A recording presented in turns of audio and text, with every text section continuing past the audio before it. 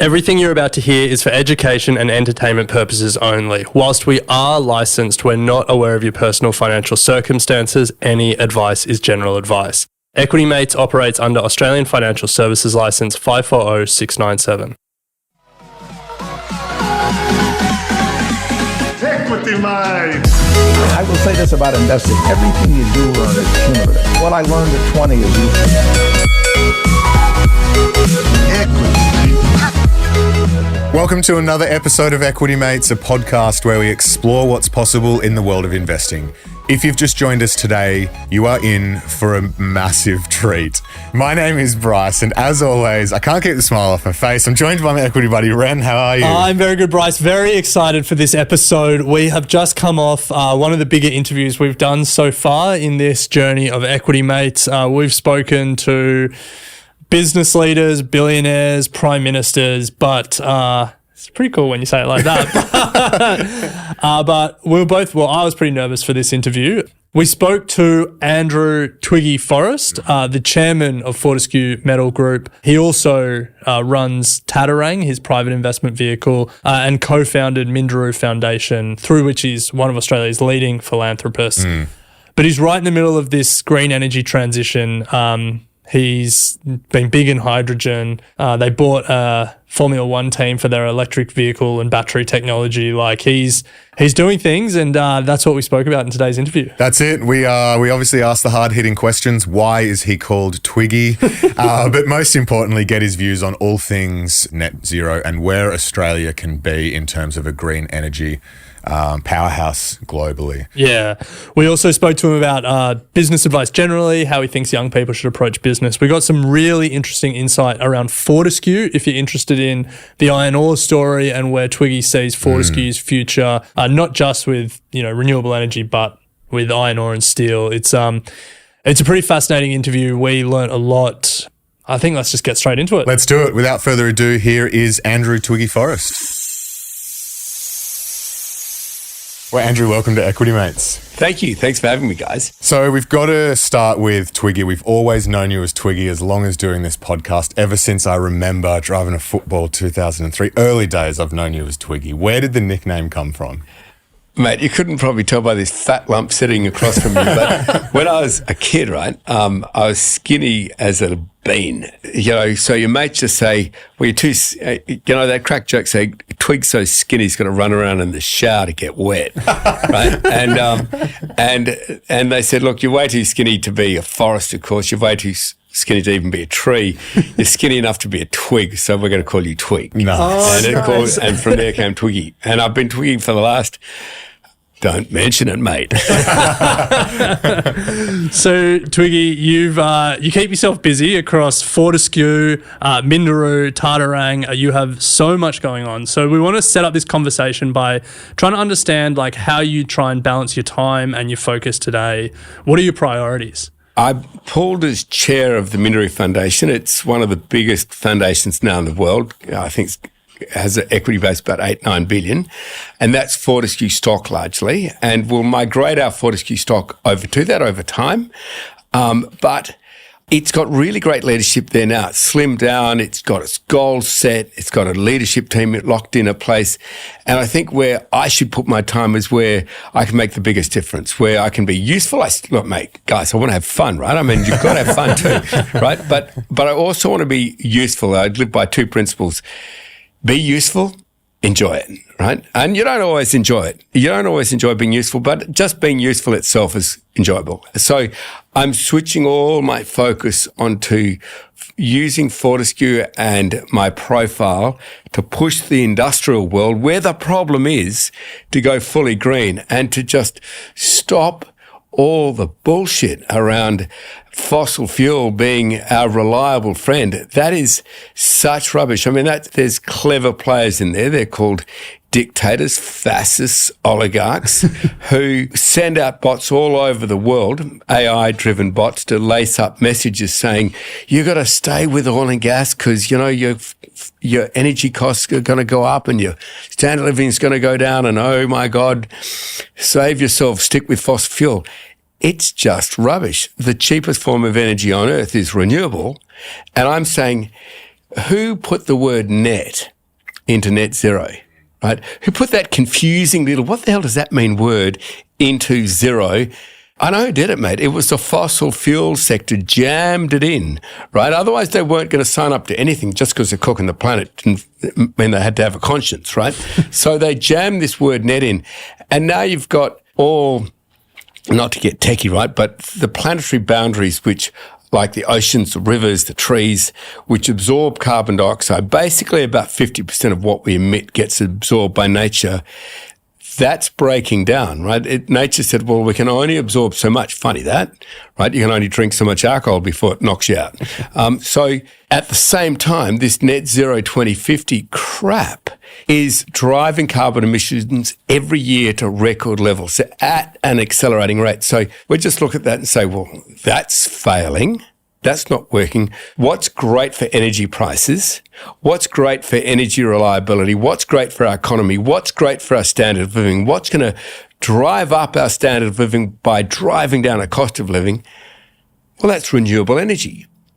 And let's just get after it. Let's just stop pulling excuses and get after it, and stop the fossil fuel fear-mongering and replace it. So we call real zero, not net zero. Real zero is simply stopping burning fossil fuels, because there's a beautiful replacement out there. It's called renewable energy, green electricity and green hydrogen.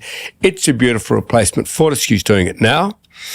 And we move on from fossil fuel. We move on from that oligarch fascist in the world-driven uncertainty. So I think there's two sides to this conversation. It's the real zero side, which we want to get to, but let's pause on the net zero side and establish why it's a problem, just so people really understand it. So net zero, for people less familiar with the term, is you can still continue to emit, but you buy carbon offsets to offset that emission. So I guess what's wrong with that? Tell us why that's bullshit. Yeah, because those credits are sold by spivvy little people in suits who never go near nature, who do these calculations like up in the Kimberleys, which is the most beautiful part of Australia. They burn the Kimberleys. They literally fly across the Kimberleys and they drop these incineration bombs across the Kimberleys. You think, what the hell are they doing that for? I grew up here, mate. I know how stupid it is. And they say, oh, the difference calculated from fricking New York or London or Sydney, the difference calculated between a hot burn and a wildfire and the cool burns we're making gives you a mathematical carbon credit. The fact it's turning the Kimberleys into a desert, don't worry about that. What? It gives you this mathematical driven carbon credit. So suckers come along who need it, like, you know, big oil and gas companies or big retail companies. So they buy these credits and they're fake. They're probably doing more damage to the environment than good. We calculate that at least 85% of carbon credits are fake. Wow. And banks love them because they trade in them. Financial institutions love them because they trade in them. They invented the bloody things with the oil and gas sector. Oil and gas sector love them because it means they can go net zero barrel of oil. That means they're not changing a thing. They're just going to buy these fake credits. So there's two criminals in the room here with net. One is carbon credits, you know, because they're driven by the financial sector and the oil and gas sector. And the second is this thing called carbon sequestration, i.e. capture the carbon and put it down a hole. Now, that's literally an old lie waiting for the next idiot, normally a politician, to come along, you know. Oh, how old are you, sir? Oh, well, I'm 40 or 50. Ever heard of carbon sequestration? No, it's a great idea. It's a new idea. It's a new idea. You should get after it. We can still burn oil and gas and we can put all the carbon down the hole. What a great idea. And the politician doesn't say, has it failed before? It doesn't ask that question. Has it failed for 50 freaking years? It doesn't ask, yeah, what a great idea. Let's put it down the hole. That's a soundbite for radio. It doesn't work. You see Wheatstone in Western Australia, it doesn't work. Norway, one of the biggest oil and gas producers in the world, it doesn't work. You know, you've got Saudi Arabia saying, we're going to make it work. Well, I've heard we're going to make it work now for 50 freaking years. It's like the tobacco industry, mate. They sold the lie that tobacco doesn't cause cancer for 52 years. So we've just got to get through. There's one way to stop oil and gas carbon emissions, and that's stop burning oil and gas. That's it, period. So then on the real zero side of things, before we get to what you guys are doing at Fortescue and the tech around making it happen, is it actually possible? Like, across all these businesses, you mentioned all the big retailers, aviation, like these large businesses, is real zero actually feasible? Okay, let's look at the really big businesses, right? Transport, trucks. We have green hydrogen trucks being made now. We have battery electric trucks operating in the Pilbara. We have hydrogen trains. Like, these are the biggest trains in the world. Let's not frig around, right? They're 35,000 tons on their back, right? Green ammonia, which is basically a carrier of hydrogen. Green electricity. We have a ship called the Green Pioneer running off green hydrogen. So when people say to me, I can't work, Twiggy, well, Diggo, have you tried? Oh, no, I haven't tried. just says, it can't work. No, I said, mate, honestly, the problem here is that your company can make it work. The problem here is you. You say you can't make it work, Mr. Chairman and Mr. Chief Executive of a big company. You're correct. You can't make it work. Now get off the stage and let in some young punk who will make it work. Because the technology's there. Fortescue's proven it. There's technology all over the world. It's getting better. And these muppets say, oh, we're going to wait for it to get better again. Well, that just means do nothing, right? But if you've got a pulley system already invented, use a pulley system. If you've got a wheel already invented, use a wheel. Yeah, the wheel's going to get better. Roller bearings, whatever. But you've got the tech right now, so put wheels on your cart. Let's go. Well, let's talk about Fortescue and what you're doing there. Hydrogen is obviously a big part of it, so we'd love to hear where the hydrogen story is at. But then I know there's other technology that you're working on. You bought the battery tech out of that F1 racing team, and there's a bunch of stuff going on at Fortescue Zero. So give us like the high level and then tell us what's really exciting you at the moment. Okay, so let's start at the high level. So zero, that word you use, Fortescue Zero. Zero just means no burning of fossil fuel. When you use the word net zero or real zero, obviously one is what the hell is net, and the other is, we all want to understand what real is. Real is just stopping burning fossil fuel. Now, Net says, well, we can use carbon sequestration. By the way, any kind of carbon emission's bad, so you've got to stop eating food. Sorry about that. No breakfast, lunch, or dinner for the rest of your life. So the oil and gas sector conflates food industries, agricultural sectors with oil and gas. It's complete crap. Oil and gas and coal is what's causing global warming. Let's just get rid of that because we can. So we use Fortescue, this massive industrial company. It's the highest by return company in Australia's history, right? It's the number one company in Australia's history. It started life risky, taking a few bets, fair chunk of debt, which we paid down. And now, we have more cash on the balance sheet than debt, and we pay high dividends, and we're a poster child. So when this huge industrial company called Fortescue says we're going to real zero, we're going to stop burning fossil fuel, big industry doesn't really have a leg to stand on because this company knows business. This company knows industry. This company knows how to cut costs, and you cut costs where you can, and that's your energy costs. So we currently burn, or used to, around 1 billion litres of diesel a year, or equivalent, 1 billion. Now, as that falls, we save hundreds and hundreds of millions of dollars. When we eliminate it in the next few years with battery electric trucks, hydrogen trains, etc., we'll save around $1 billion US a year. Yeah. Just because we're not buying that stupid oligarchs, very fascist set pricing fossil fuel. Right? And whichever way we cut it, Australia shouldn't have its energy costs pegged to what happens in Russia and Ukraine or Saudi Arabia. That's not our bet. We should make our own energy. Fortescue's proving you can do it. And just the litmus test, who is the lowest cost, most efficient iron ore producer in the world? Fortescue. Fortescue. Yeah.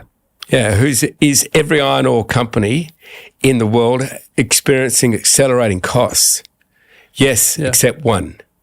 It's got falling costs, Fortescue. So you got to put that down. There's the litmus test. That's what I want to happen in every home, in every business across Australia. Are the other iron ore producers, are they starting to sniff around? Like if they're saying rising energy costs and rising overall costs and you guys are saying falling costs. I think you mentioned before we got on mic that you've gone from the third lowest cost producer to the lowest cost producer.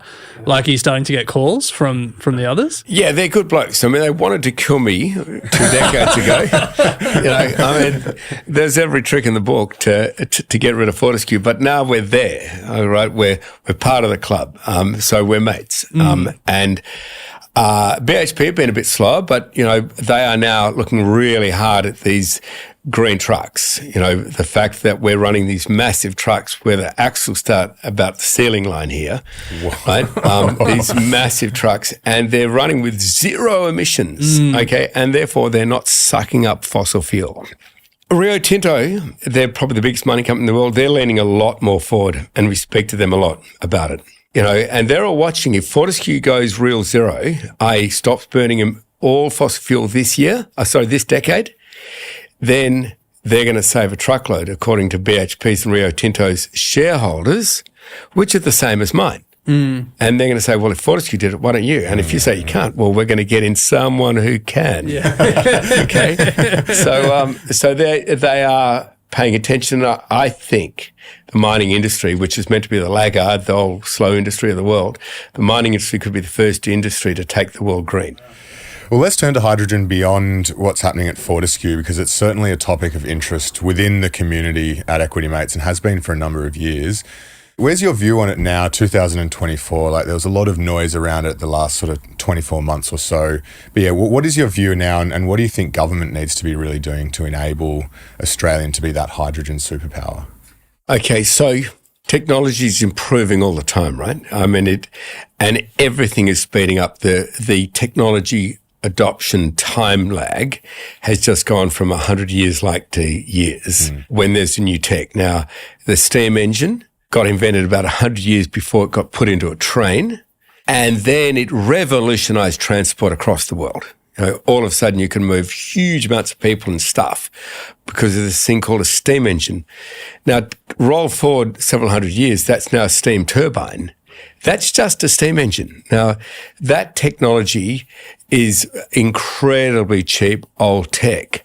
But instead of powering it with gas, we should just power it with hydrogen.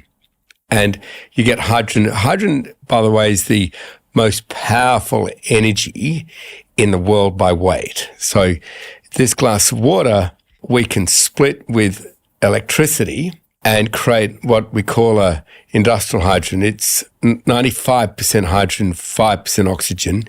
If you can do that without a membrane, which is what all electrolyzers, which is how you make hydrogen, rely on, then it's not going to be pure, right? It'll have an impurity in it. Well, in LNG's case, which is about 95% hydrogen as well, called methane, that has impurities too, but they're not nice impurities. They're ethane and all sorts of other crap. Now, if we make industrial hydrogen, which is without a membrane, we're probably going to start making about 95% hydrogen and 5% oxygen. You're not going to use that to make chemicals from. That's okay. But you can use it to replace gas.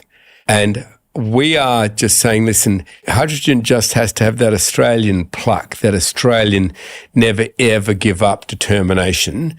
And Fortescue, we're making it right now. We're using it right now. And there's some big, easy wins for hydrogen before we start using it as something to completely replace burning fossil fuel. And one of the biggest kicks I see coming is that we just Fortescue alone, let alone the country, Fortescue alone ships overseas 200 million tonnes of iron ore a year. That gets reduced down to about 100 million tonnes of green metal, i.e. iron, steel. We can do that with hydrogen in Australia. We have got the radiance or the sunshine. China has an average of, say, 1,200 sun or radiance hours a year. We have an average of 3,600. Wow. Right? 3 times. It's like having the coal fields and the iron ore fields all together, but one is sun and the other's iron ore. So it's setting itself up, I think, to be one of the largest, if not the largest industries Australia's ever seen. And it's all made possible by hydrogen. So the first thing we're going to go in very hard at is not just making ammonia for our ships, making ammonia for our trains. We're going to start making hydrogen to strip the impurities like oxygen out of iron ore so we can sell the world green metal, not green iron ore, value added 4 or 5 times. Wow. I mean, that's amazing because like green steel and green cement have always been seen as like some of the last and hardest challenges in this climate conversation. And so you're saying that Fortescue's going to try and value add and do green steel in Australia? Absolutely. That's cool. We see our future in the green metal business. Now, when you go steel, I mean, green steel kind of rhymes, but so it's easy to say, but the very hard part, the polluting part, which covers big cities in China and India and across the world with pollution, are the steel mills as they take iron ore to green iron. And then they just slice it up with some chrome or molybdenum or nickel or this or that. There's 14,000 different types of steel, but they're all based on about 98% green iron. And that's the polluting part. And if we can completely remove that polluting part by not burning any coal to make it, by just using hydrogen to strip out the impurities and ship the world metal, then of course we smash pollution and we really ratchet up the value add and the employment here in Australia. And that's what I'm using Fortescue and its happy shareholders to go and do. Love that. Now, a little bit earlier, you said hydrogen needs a bit of Australian pluck. You've certainly shown some Australian pluck when it comes to hydrogen. You took over all the cabs in London, or a whole bunch of cabs in London, I remember. Yeah. And then you had that video where you were sort of challenging other business leaders. Who's going to come and join me? Who's going to take this from me? Yeah. How has this Australian pluck been received on the world stage? Look, very, very strong. The fossil fuel industry is the largest industry the world has ever seen. So I've got some opposition. But guess who I've got on my side?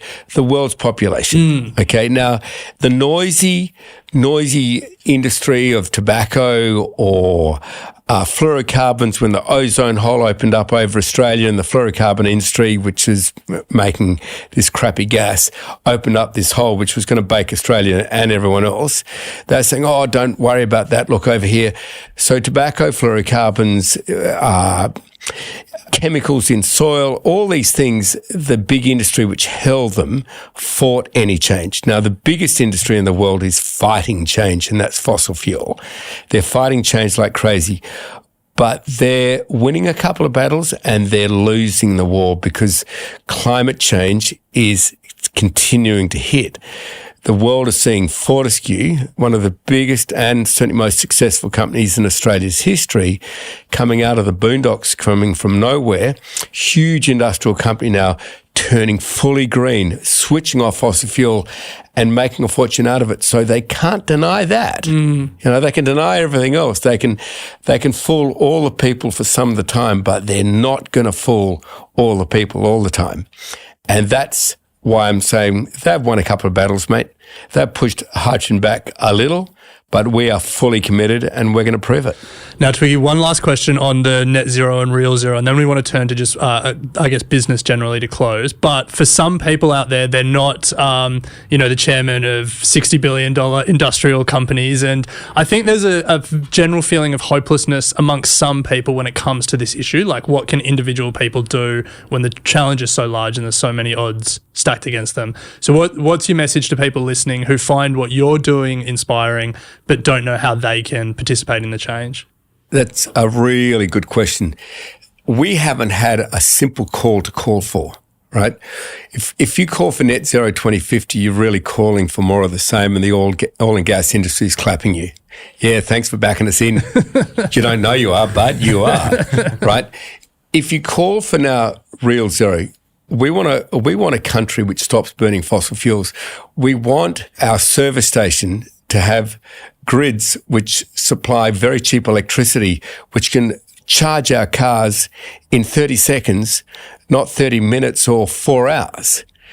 That technology is there. We charge cars right now in 22 seconds. Whoa. And they're the fastest racing cars in the Grand Prix electronic circuit, the fastest. They would come first and second. So I'm not kidding, right? There's circuits around the world.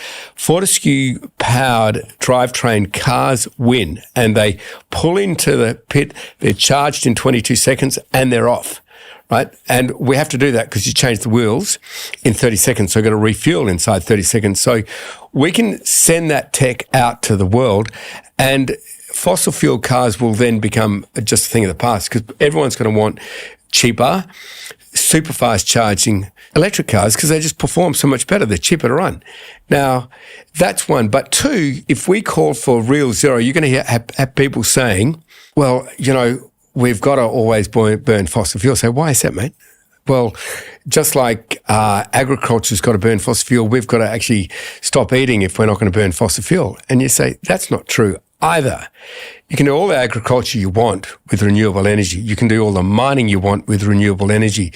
You can do all the manufacturing you want with renewable energy. You can run all your energy systems and grids on renewable energy. And when you say, oh, no, you can't, you agree with them and say, you can't. Now get off the stage, mate, and let on someone who will, because the technology's there. So real zero is, don't conflate it with anything. Just stop burning fossil fuel. Australia, stop burning fossil fuel so we can have a much cheaper cost of living and get on with building out our huge industries, which will grow because we've got the lowest cost of energy in the world. Yeah. Love it. Well, Twiggy, to close today, you're speaking to an audience of young business and finance, I guess people who are interested in entrepreneurship. So what advice do you have for those that are starting their business career, entrepreneurship journey and looking at you and having dreams of being as successful? Okay, so don't think about making a quid. Think about what is needed within your area, within your country, or globally, or just in your backyard. Just start with what is needed. Don't think, can I make a buck yet or anything like that. Go to address a need, okay? And when you identify that, and there's stacks out there, the world needs to change all the time. When you identify a need which can be addressed, then just ask yourself, can you address it commercially? Like, can you then make a profit from it? And if the answer comes back as yes, then pick a team around you which are really positive, which are really determined, which never, ever give up kind of people. And if you get them around you, then you pin yourself to a dream. You don't waver off that. Okay. There's, when times get tough, and they get tough all the time, right? You'll have a liquidity crisis. You'll wonder how to pay the salaries, etc. Times get tough. It's not when you become successful, when you're rich. I can promise you when you become successful is when you handle those tough times. And that's determination. I've seen so many brilliant ideas fail, so many brilliant people fail simply because of lack of that Aussie grit, lack of determination. So it's when you push through those hard times, that's when you become successful. So I'd say A, identify a need. B, once you've identified a need, work out, can you address that need and make a margin? Because that's a good thing. Everyone wants you to win because they want to have that need resolved. And then if you need to employ people, don't employ the smartest, most brilliant nerds, whatever you do. Employ people who are good people. And if you want to know how I did it, there's 10 values. You can look them up at Fortescue. And we just define the characters we need in our people. And it doesn't matter if you're a astronaut or a cleaner on a mine. You got to have those 10 values. It doesn't matter how clever you are, dumb you are. If you live by those 10 values, you're going to be successful at Fortescue. And that's really what's driven us because it releases the entire workforce. It could be 2 or 3, or in our case, 20,000. It releases the entire workforce to act like they own the business. And that's a great thing. Well, thank you so much, Twiggy, for sharing your time with us today. It's been an absolute pleasure. I know our audience would have taken so much out of that, and it's been an honour to speak with you. So thank you so much. Thank you, gentlemen. Bloody good to see you. You have been listening to an Equity Mates Media production. In the spirit of reconciliation, Equity Mates Media acknowledges the traditional custodians of country throughout Australia and their connections to land, sea and community. We pay our respects to their elders past and present and extend that respect to all Aboriginal and Torres Strait Islander peoples today. This podcast is intended for education and entertainment purposes. Any advice is general advice only and has not taken into account your personal financial circumstances, needs, or objectives. Before acting on general advice, you should consider if it is relevant to your needs and read the relevant product disclosure statement. And if you're unsure, please speak to a financial professional. The hosts of this podcast and their guests may have positions in the companies mentioned. Equity Mates Media operates under an Australian Financial Services Licence 540697.